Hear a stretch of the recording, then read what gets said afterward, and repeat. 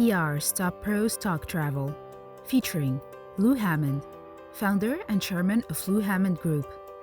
Here's our host, Doug Simon. Lou, you represent more than 20 destinations, and travel has obviously been an industry that's been hit among the hardest of all. How have you tried to navigate that path with many of them, and has it been similar, or have there been tremendous differences depending on their local situations? I think it's changed dramatically, and we've had to move with what was required. But the overthought that I have is surely travel's taken a big hit, but it's also brought on tremendous creativity for that vacation.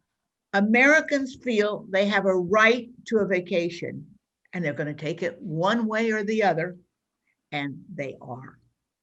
So what are some of the trends that you're seeing, especially with the destinations I think we work have to with? look at America and what's happening in our country. There are tremendous shifts in population, which I think you know. We're seeing tremendous shifts to the South, South Carolina, North Carolina, Tennessee. As you move across the country, Houston alone has over 1,000 people becoming residents every day. And we look again across the country to Florida, great growth. So that's changed some of our thinking in as much as we become more active in the regional publications. That is not to say we've overlooked or downplaying national media, of course not. But we're taking a new interest, new look at a lot of regional publications, because as these people move into these areas, we feel that's what they'll be reading or looking at or online or whatever. And there are terrific publications, if it's, glamorous monthlies, if it's business, etc. So there's lots of opportunity with that. Always keep in mind that the national media does move local media as well. I was going to say that's a really interesting perspective. One thing we're also seeing that on the video side is travel destinations we're working with want regional coverage, but it was sort of new that some of that is actually to the people who've relocated. That is there, correct. that's a market. I sort of sense that people that relocate tend to read or go online or be more involved with local than they are national, because they're finding their way in a new environment.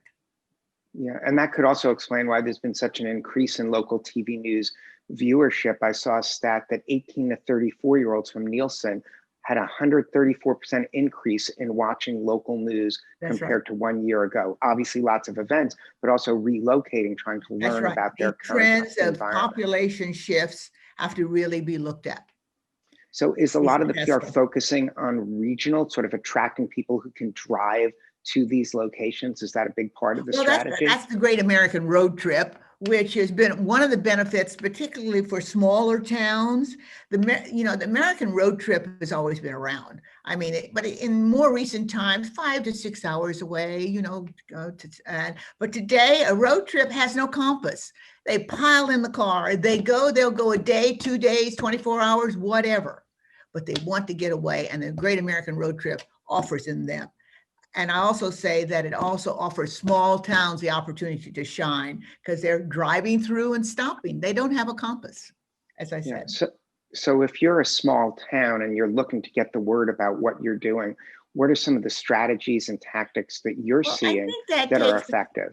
That takes us a little bit to what I call virtual public relations. It's change. That's what we're talking about, is change. Well, virtual public relations means that we are doing videos and good photography. And the video allows people to dream. We're talking a lot about America travel here, but there's still the hope and the dream of something exotic. So you've got to keep both of them going at all times.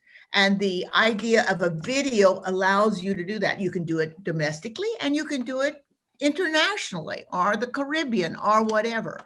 So you can talk about the great beaches if it's the Caribbean. You can talk about the exotic food in Thailand. You can keep people alive to the hope and the dream of doing something exotic.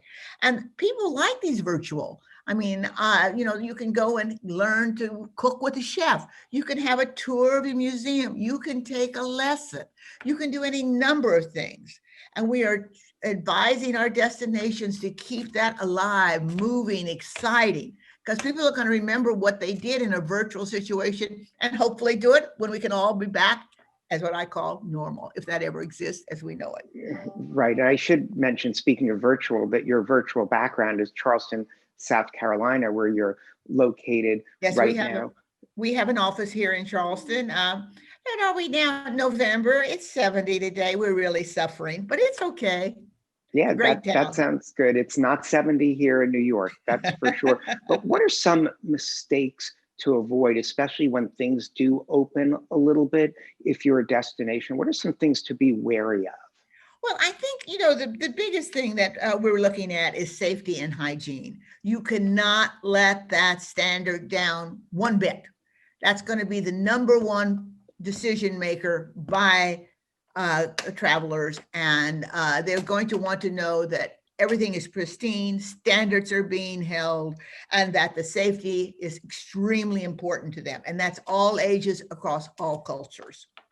Great. And in this unprecedented times, at least during our lifetimes, I know it might be a little cloudy, but if you could look in your crystal ball for 2021, what do you see as things that travel communicators should be keeping top of mind? Obviously, you mentioned health and safety. Health and safety. I mean, I think flexible bookings are going to continue to be important. Everybody's gotten accustomed to that. I can change my airline ticket. I can do it at the last minute.